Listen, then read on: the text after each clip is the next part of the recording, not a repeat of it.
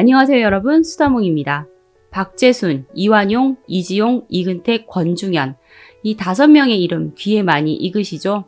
바로 1905년 일본이 대한제국의 외교권을 박탈하기 위해 강제로 체결한 을사늑약에 찬성을 해 을사오적이라 불리는 인물들입니다.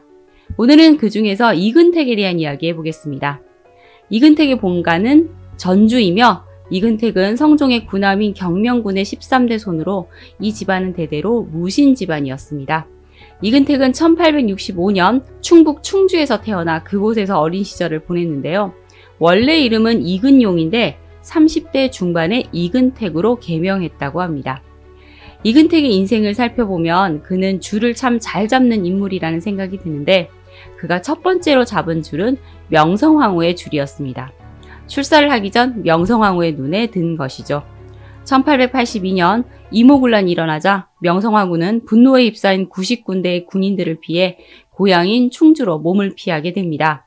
당시 이근택은 명성황후가 머물고 있는 마을의 이웃마을에 살고 있었는데 명성황후가 내려와 있다는 소문을 듣고 이는 하늘이 준 기회라는 생각을 합니다.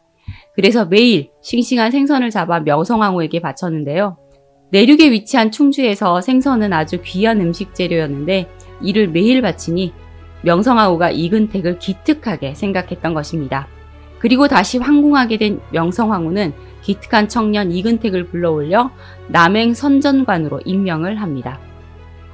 그리고 1884년 5월 19살의 나이로 묵가에 합격한 이근택, 참상선전관으로 승진을 합니다.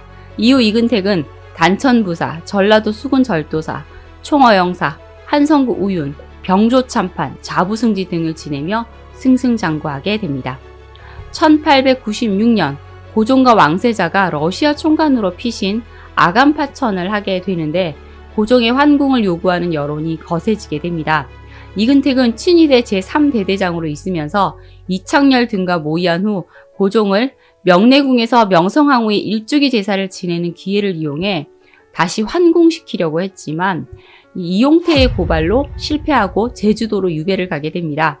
하지만 1년도 되지 않아 민영기의 도움으로 석방되었고 이듬해 독립협회 해산에 공을 세워 한성 부판윤에 임명됩니다. 이근택이 대한제국의 중앙무대의 요직을 역임하게 된 것은 우연한 기회에 고종의 눈에 들었기 때문인데요. 당시 이근택은 동대문 밖 13도 관찰을 관할하는 친일계 원흥사에 승군 50명을 거느리던 총사장으로 외승 히로야스 등을 불러들이는 등 일본 불교가 조선에 침투할 수 있는 기회를 제공하고 있었는데요. 그러다 보니 외승과 어울려 일본 상점을 자주 출입하게 됩니다. 자, 그러던 어느 날 또 일본 상점을 들렀는데 비단으로 만든 띠 하나가 눈에 띄는 겁니다. 화려한 수가 놓인 기품 있어 보이는 이 띠는 한눈에 봐도 예사롭지 않아 보였는데 군데군데 검붉은 흔적이 남아 있었습니다. 자세히 살펴보니 그 흔적은 핏자국이었죠. 이근택은 이 띠가 어떻게 일본 상점으로 흘러들었는지는 알 수 없지만 을미사변 때 시해된 명성황후의 띠임을 직감하게 됩니다. 이근택은 이 띠를 6만 냥을 주고 사서 고종에게 달려가 보여주는데요.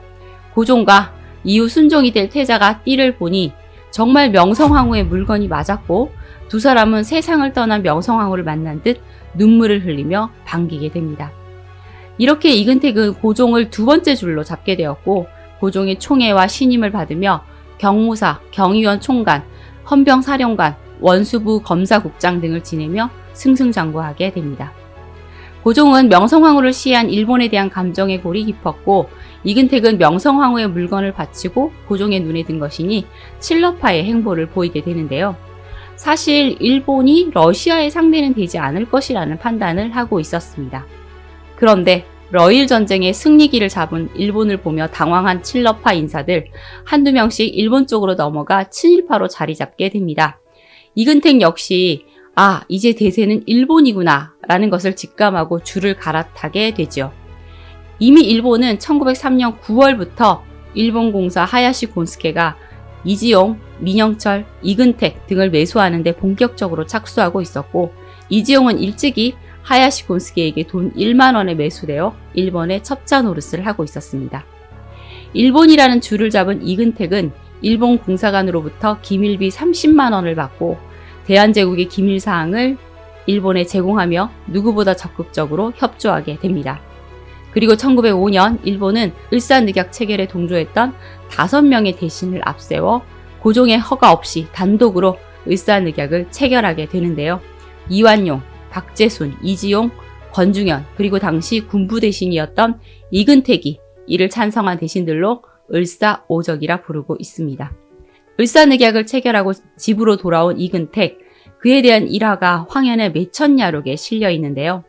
이근택의 아들은 참정 대신 한규설의 사위였습니다. 한규설은 을사늑약 당시 함께했던 8대신 중 한 명이었지만 끝까지 을사늑약에 반대했다가 숙청당하게 되죠. 한규설은 이후 일본이 하사한 자기를 물리고 칩거하게 됩니다. 한규설의 딸은 시집을 올 때 친정에서 부리던 여종을 한 명 데리고 왔는데요.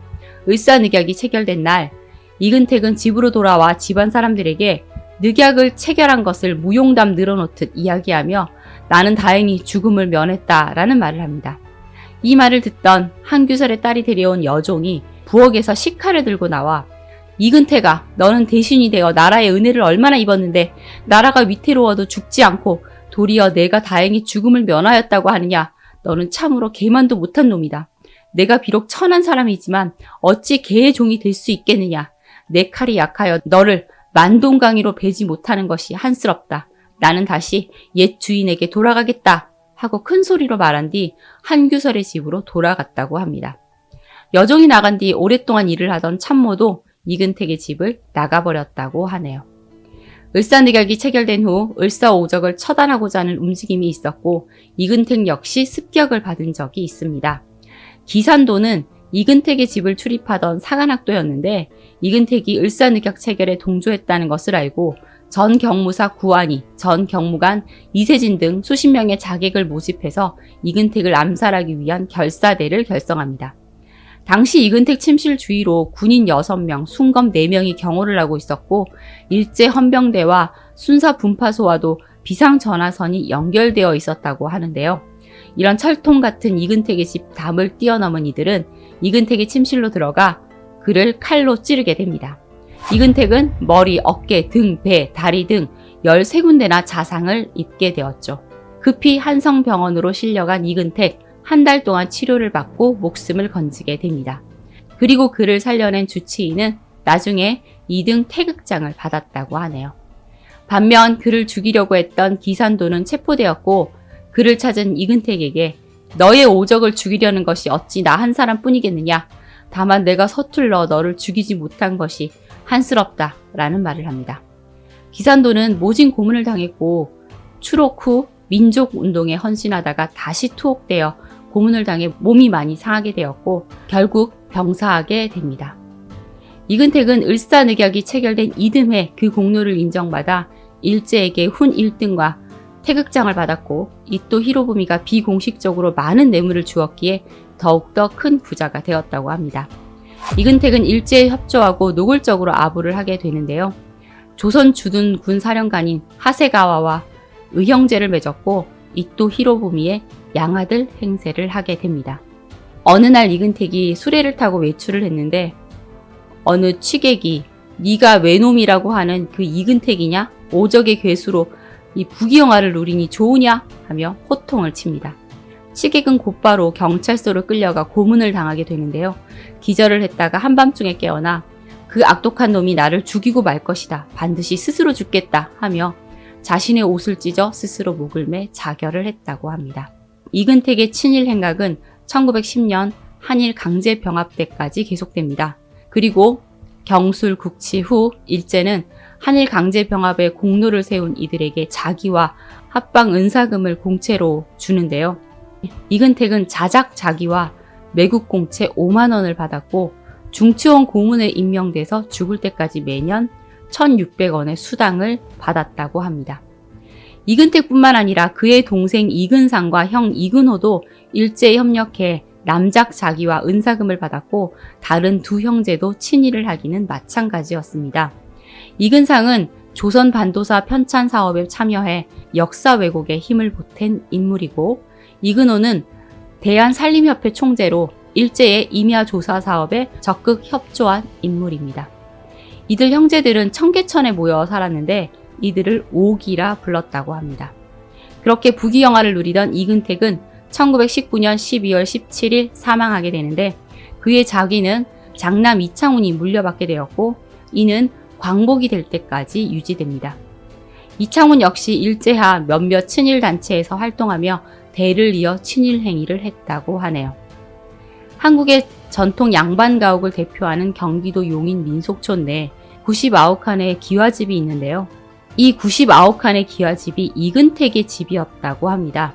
이근택은 구한 말부터 일제 초기까지 10여 년간 이 집을 별장으로 사용하다가 당시 수원 지역 최고 거부였던 양성간에게 팔았던 것으로 알려지고 있는데요. 99칸 기와집을 별장으로 사용했다고 하니 얼마나 거부였는지 알 수 있네요. 하지만 이근택과 그 형제들의 재산은 오래가지 못합니다. 아들 이창훈은 음주감으로 재산을 탕진했고 사촌들의 상황도 별반 다르지 않았죠. 이들은 상속받은 땅을 모두 팔아치웠다고 합니다. 이근택의 형 이근호의 손자는 국유지가 된 할아버지의 토지를 반환해달라며 국가를 상대로 수차례 소송을 내기도 했습니다.